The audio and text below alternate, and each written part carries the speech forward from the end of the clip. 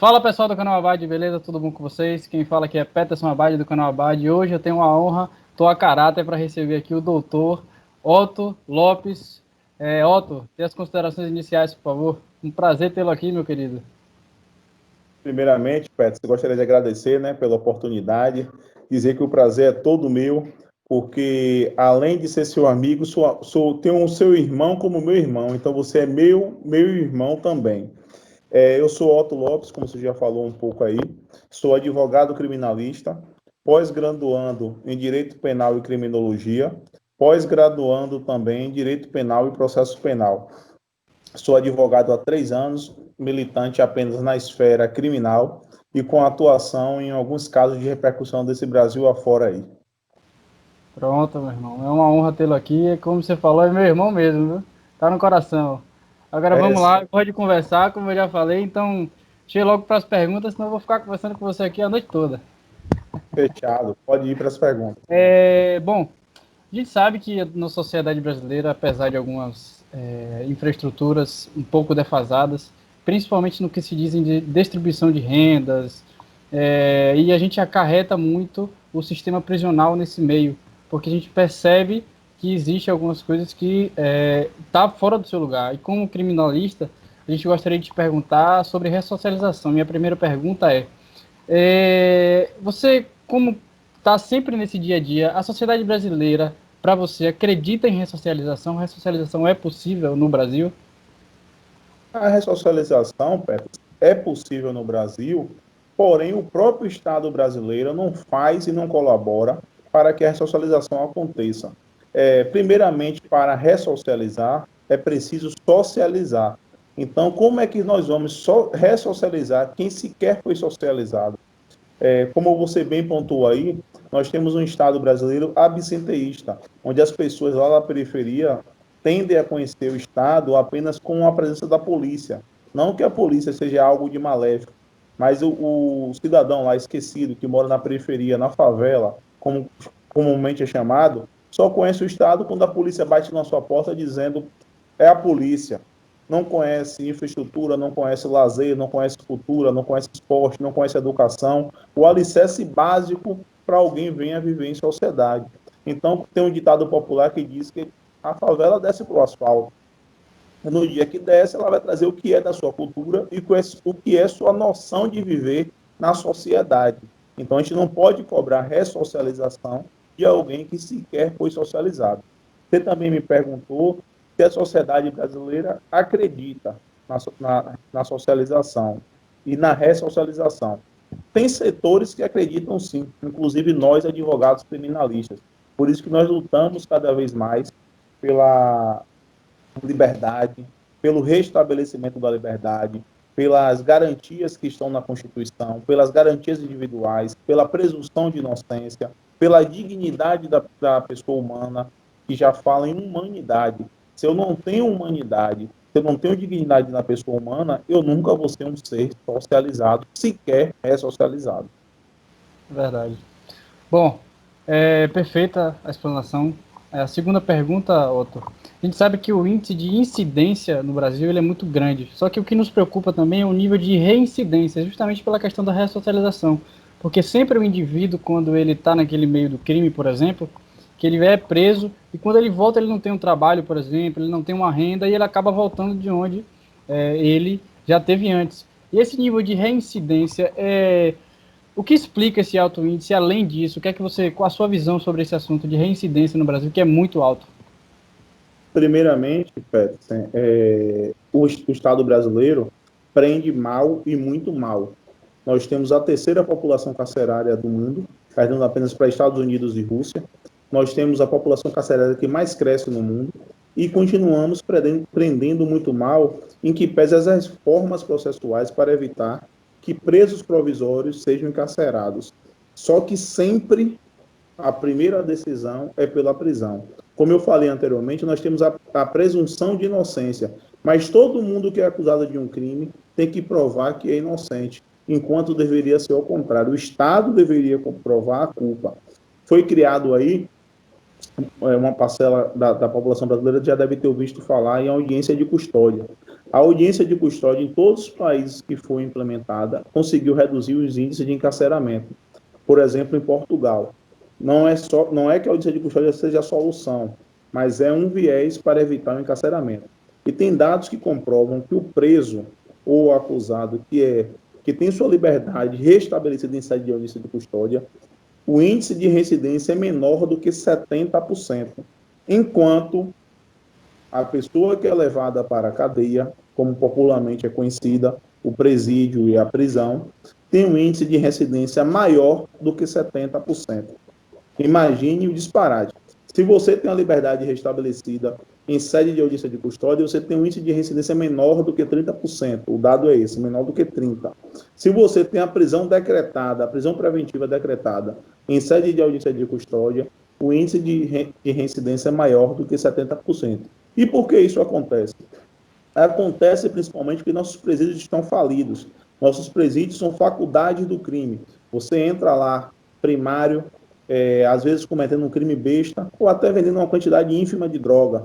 E aí conhece a verdadeira faculdade do crime. Para você viver num local que o Estado não dá, se aqui fora, no mundo real, o Estado já não garante educação, cultura, lazer, saúde, esporte, entre outros ramos necessários para o cidadão de bem. Imagine dentro de um presídio, que ele não se dá sequer estrutura para você ir ao banheiro, você ter um banheiro para utilizar, sequer a segurança para você pagar a pena ao qual está sendo imposta.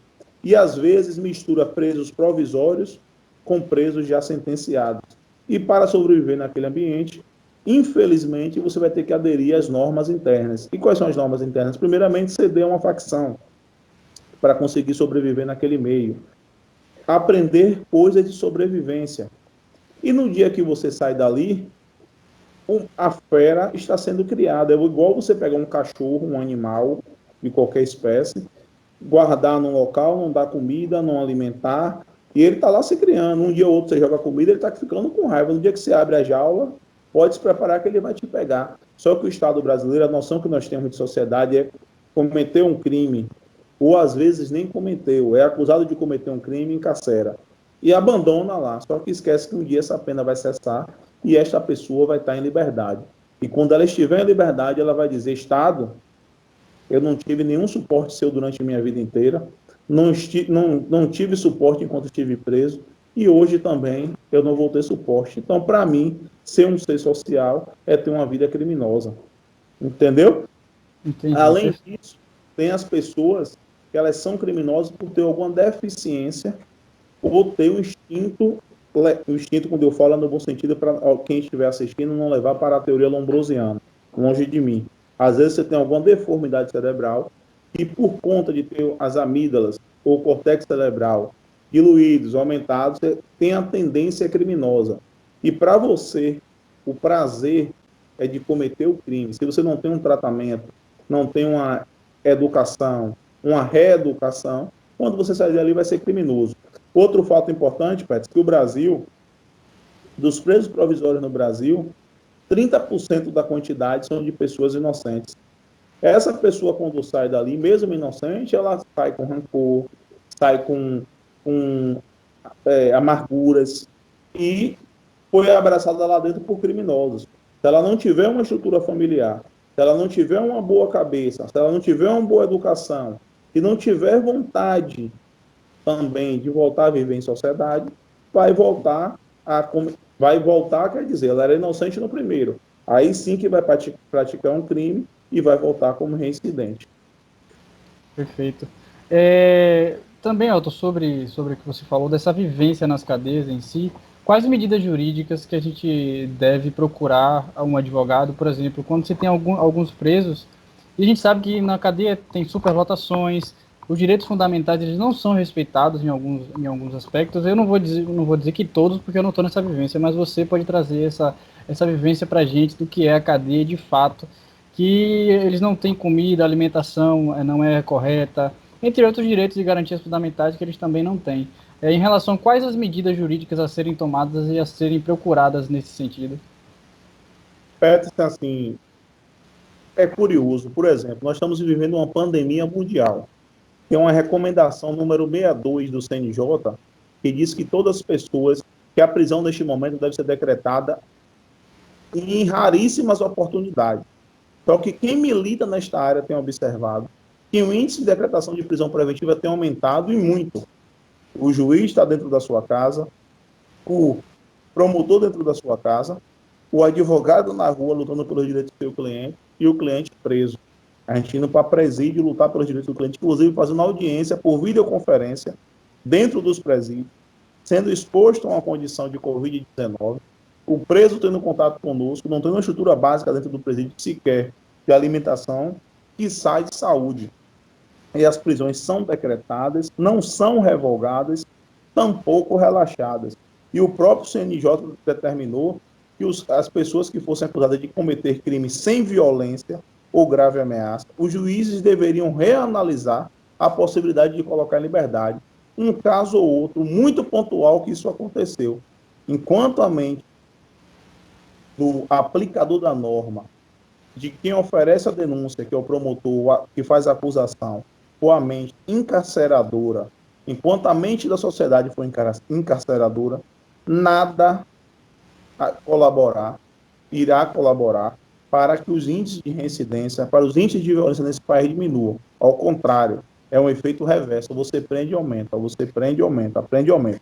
O que o bom advogado deve fazer é estar atento à norma, à legislação, à situação pessoal do seu cliente, à situação do caso em tela que você está trabalhando, para poder lutar pelo restabelecimento da liberdade, seja através de uma revogação de prisão preventiva, seja através de um pedido de liberdade provisória, se for em sede de audiência de custódia, porque não tem a prisão decretada ainda, um pedido de relaxamento de prisão, ou na fase processual, ou na fase pré-processual, e uma aplicação de medida cautelar diversa da prisão, que às vezes o acusado tem todos os predicados necessários para responder uma futura ação penal em liberdade, mas a resposta sempre é a mesma, a prisão.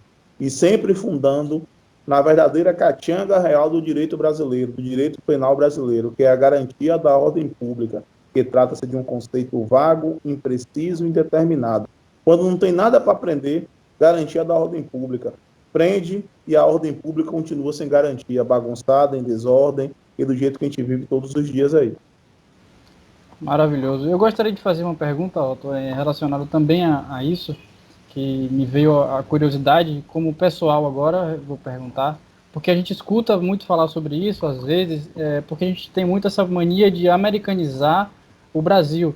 E se tratando de privatização das prisões, o que é que você acha sobre isso? Qual a sua opinião sobre esse determinado assunto? Privatização dos presídios brasileiros. São realidades distintas. Nós brasileiros temos que parar de copiar tudo que vem do exterior. É americano, é bom, negativo. Além da privatização, tem outros institutos que nós estamos copiando que está acabando com o direito brasileiro. Já visto o pacote proposto por Moro aí, que nós estamos vendo o resultado. Eu acho a privatização, em casos pontuais, necessária.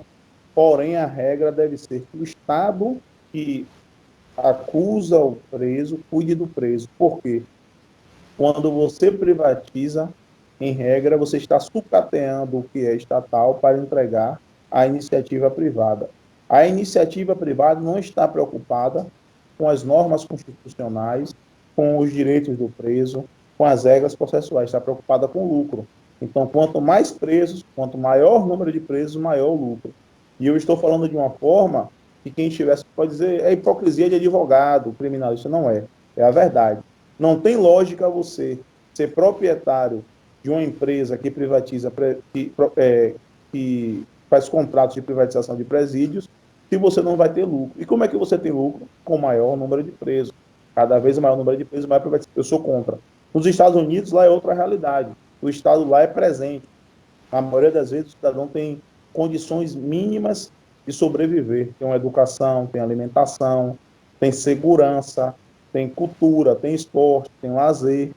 Então, o Estado pode cobrar, mesmo que existam os excessos no Estado americano, mas o Estado americano tem por que cobrar.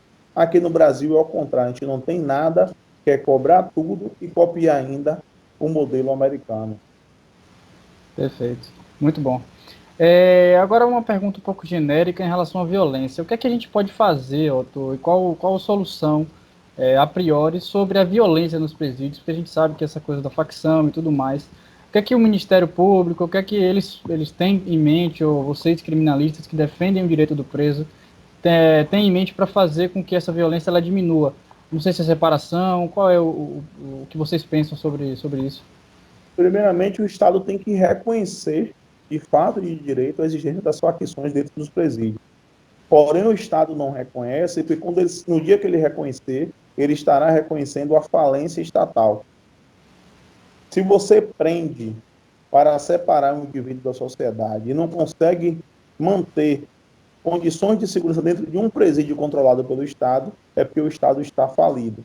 Então, o que deve ser feito, eu penso diferente, não é nem dentro do presídio, é fora do presídio, extramuros do presídio. É você investir em educação, como eu já falei, cultura, lazer, na família. Que o cidadão que tem educação, uma boa educação, que tem um bom contato com o esporte, que tem acesso à cultura, que tem uma boa base familiar, independente do tipo de família que seja, ele raramente vai se envolver com crime. Se ele não se envolve com crime, ele não adentra no presídio. Mas como você perguntou já na fase crítica, quando o indivíduo está lá dentro, é investir em infraestrutura. Você não pode pegar um presídio que suporta 600 pessoas, colocar 5.000. Uma cela que suporta 50, colocar 300. Quando você faz isso, você cria dificuldade para vender a facilidade. Eu estou preso ali, como eu disse anteriormente, não tem uma estrutura, sou réu primário. O cara olha para mim e fala, velho, você vai ter que dormir em pé, ou ficar no chão, não vai poder usar o banheiro. Mas se você vier para a facção aqui e aceitar cometer crimes comigo, você vai ter direito a deitar no chão para dormir, coisas básicas. Porque o presídio não é aquele presídio da novela nem do filme, não. É o presídio, quem está em cima, quem está no primeiro andar, fura o cano, porque o cano entupiu para cair fezes na cabeça de quem está no térreo. E assim sucessivamente. Então é coisa horrível, é coisa horrível. É você ter horário para ir no banheiro, você fala que quer ir no banheiro, não pode. É você pegar uma fila enorme para almoçar, quando chegar lá só ter o resto da comida, porque os maiores já se alimentaram. Então é mundo selva, entendeu? Então o Estado não pode colocar num local, por exemplo, com 1.500 presos, 3, 4 agentes, como a gente vê na televisão aí, sequer tem agente penitenciário para fiscalizar os presos. Então, quando você não dá estrutura, quem passa a controlar internamente, quem passa a ter o controle daquele ambiente são os presos. E o Estado faz vista grossa porque ele sabe que ele não tem condições, no formato, no modo que é hoje, de controlar. Então ele deixa lá a facção, separa de forma legal, pega o preso, bota a pergunta, você é de que bairro, você é de que facção. Por exemplo, tem presos acusados que não fazem parte de facção. Chegam no presídio, eles perguntam, você é de que bairro? Ah, você é de tal bairro, então você é de tal facção. O preso responde, não, eu não tenho facção não, sou réu primário, não cometi o crime, eu cometi, mas não quero me envolver, foi uma falha na minha... Não, você tem que ir para lá, se for para outro, você morre. O Estado não garante. E assim sucessivamente. Então, o que o Estado tem que fazer é investir em infraestrutura, da forma que eu já falei. É investir em prevenção, na prevenção. O problema do Brasil é que a gente só investe na punição, esquece a prevenção. É verdade. Eu vejo também uma discussão, Otto, muito sobre a educação. Claro que a educação é o caminho para que a gente possa sempre ir bem na nossa vida. No entanto, lá dentro dos presídios, como você falou, essa realidade, existe também algum projeto de educação, e além disso eu vejo uma discussão sobre, não só sobre a privatização, mas também em relação a capital privado dentro dos presídios, de você ter mão de obra de presos. O que é que você acha a respeito disso, de mão de obra de presos, para que ele trabalhe lá dentro? Aí tem gente que fala, mas o preso vai receber como se ele está preso? A família do preso vai receber, ele tem que pagar pelo que ele está gastando do Estado. Como é que você vê essa opinião pública, esse senso comum que as pessoas têm sobre o trabalho na prisão? É importante, para pontuar que nossa Constituição e também o Código de Processo Penal e o direito penal, vedam ali o trabalho forçado. Para o preso trabalhar, como qualquer ser humano, ele tem que querer trabalhar. É o primeiro passo. A segunda coisa é que se já é difícil arrumar ou conseguir emprego no mundo externo, imagine dentro de um presídio. As empresas, na verdade, vão lá oferecer emprego para os presos, não porque elas são boazinhas, é porque elas gozam de vários benefícios do Estado, vários descontos de impostos, inclusive podem pagar um salário menor do que um salário mínimo para o preso. Então, para ela é vantajoso. É vantajoso. Agora, sim, claro que no mundo ideal seria que todo mundo que fosse preso, detido, apreendido ou qualquer modalidade tivesse contato com a oportunidade de educação, com a oportunidade de emprego, com a psicóloga, para ver se voltava a viver em sociedade. Mas na sociedade de quem? Na sociedade preconizada pela classe A, B e pelo Estado. Porque cada um tem um conceito de sociedade dentro daquele ou dentro daquele que aprendeu na sua história de vida. Então, se eu estou preso, tenho uma oportunidade de emprego e esta oportunidade de emprego não foi forçada, eu fui por livre e espontânea vontade, a minha tendência é que quando eu saia daquele ambiente, se eu continuar com uma vida laborativa, é que eu não volte a cometer crime. Só que na prática, quando você sai dali, você cumpre sua pena, porque normalmente a cada 3 dias de trabalho, desconta um dia de pena. Sim. Normalmente é assim. Então, quando você paga a sua pena, você tem sua mão de obra encerrada. Então, você sai dali desempregado, sem oportunidade de emprego e sem ninguém querer te contratar novamente para dar uma chance de emprego. E qual é a saída? Voltar a cometer crime. Então, a sociedade brasileira, lembrando a pergunta que você questionou lá no início, contribui também para que a pessoa volte a ser reincidente. É justamente isso que eu queria te perguntar novamente. Porque assim, a gente vê nessa estruturação do Estado brasileiro, como você bem disse, primeiro que a gente fala de ressocialização como se o indivíduo, por ser preso, ele deixasse de ser indivíduo e quando volta ele teria que voltar a ser, mas ele é um indivíduo, é um cidadão que está em nenhum momento, né? Porque é passageiro. A gente não tem pena de morte aqui no Brasil, como a gente costuma pensar, né? E assim, relacionado também a preconceito. Por que eu pergunto isso? Porque a gente tem que levar, por exemplo, atestado perdão, esqueci, antecedentes criminais para uma entrevista de emprego, para ser contratado. Isso seria uma forma de preconceito, pedir o atestado de antecedentes criminais? Concordo que é uma forma de preconceito. E, além disso, o pior é que a pessoa que responde a uma ação penal ou um processo, que eu estou falando sempre de forma técnica, que vão ter pessoas da área assistindo, e de forma popular para que quem é leigo na área do direito venha entender. A pessoa que responde uma ação penal ou responde um processo, quando precisa desses antecedentes criminais, não consegue tirar em qualquer local. Aqui na Bahia, em Salvador, tira no Instituto Pedro Melo, o famoso Nina Rodrigues, que é o local onde faz perícia técnica, por exemplo, de medicina legal. Você vai lá e só consegue tirar lá. Por que ele te obriga a ir lá? Porque se você tiver algo em aberto com a justiça, você já fica preso ali mesmo. Então, a pessoa que responde um processo nunca vai lá tirar um antecedentes criminais. Faz de tudo para não ir lá, porque tem medo, porque às vezes a justiça da gente é falha, às vezes tem uma prisão em aberto, ele nem sabe o motivo.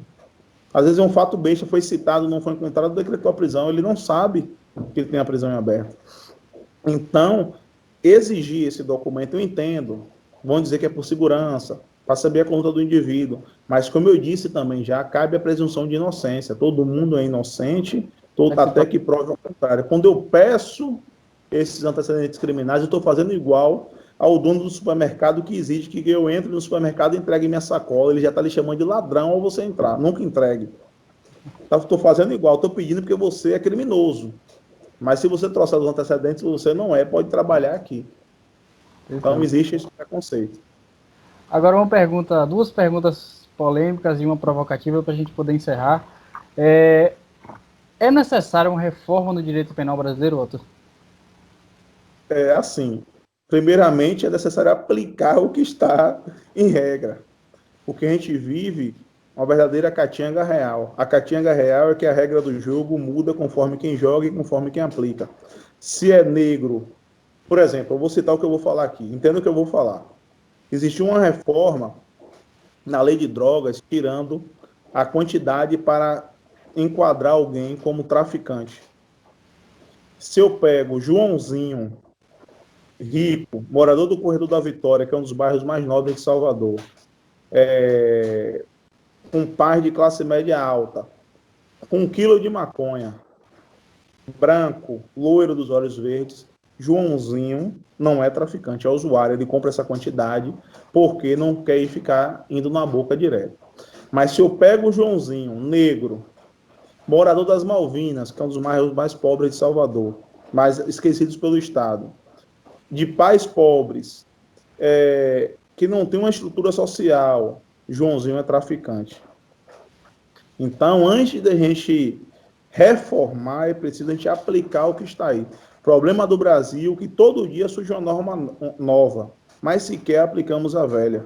Então, a gente tem que entender a norma. Nosso Código Penal é um Código Penal ultrapassado, entre aspas, mas já passou por algumas reformas. O que é preciso é a gente aplicar o nosso Código Penal, o nosso Código de Processo Penal à Constituição, adequar tudo que está ali escrito. Nós temos que entender nossa Constituição garantista, cidadã, social. Nosso código foi criado na época do nazifascismo, que você torturava, encarcerava para tirar a confissão, o que é inadmissível hoje. Então a gente vive sobre esse código. E o pior, sobre esta mentalidade da polícia, sobre esta mentalidade da sociedade e sobre esta mentalidade de quem aplica a norma, de quem acusa. E o advogado está ali na última trincheira, lutando diuturnamente para mudar essa liberdade. Nós temos exceções, temos magistrados maravilhosos, temos promotores maravilhosos, defensores públicos maravilhosos, que têm uma mente diferente. Mas eu sempre falo aqui da regra e da exceção. A regra é que se você foi preso, você é criminoso. A exceção do pensamento da sociedade, não, ele foi preso, está sendo apenas acusado, vamos esperar para ver o final do processo. Mas no Brasil, foi preso, já é criminoso. Já é o pior ser do mundo. Então a gente tem que aplicar o que está no papel, respeitar as normas. Outra coisa que incomoda muito a gente advogado. Está lá escrito, 1 mais 1 são 2. Quando a gente vai para a aplicação, não. 1 mais 1 dá 3. Está aqui na lei, não está. Aí começa a interpretação, briga doutrinária. Não adianta. Então, não adianta ter a lei. Eu sempre boto em minhas petições. O Estado que quer punir o ato errado tem que agir de forma correta. Então, se é aplicador da norma, se é um intérprete da norma, haja, aplique dentro da norma. Não vá além disso. Vou interpretar. E pior, só interpreta para aprender. Todo dia surge uma novidade para aprender. Eu nunca vejo surgir uma novidade. Surgiu o Covid. Pronto. É uma pandemia que está matando todo mundo. Parece que piorou. Piorou. Agora vamos prender todo mundo. Não sai ninguém, deixa ele lá. Ele está preso, está isolado. Aí agora eles usam isso. Ele está preso, está em isolamento, não pode sair para não pegar o corona. O que é o contrário do que surgiu na recomendação do Conselho Nacional de Justiça. Que o Conselho Nacional de Justiça disse que os presídios não têm estrutura, é o estado incondicional das coisas, que você tinha que reduzir a população carcerária para evitar o índice de contágio. Não, mas na prática não. É melhor ele lá dentro preso, para ele não sair e contaminar a gente. Deixa ele esquecido lá. Então a gente tem que aplicar o que está aí. Reformar pontualmente aquilo que está ultrapassado. Tem crimes que não existem mais, ato libidinoso, que foram reformados. Por exemplo, traição.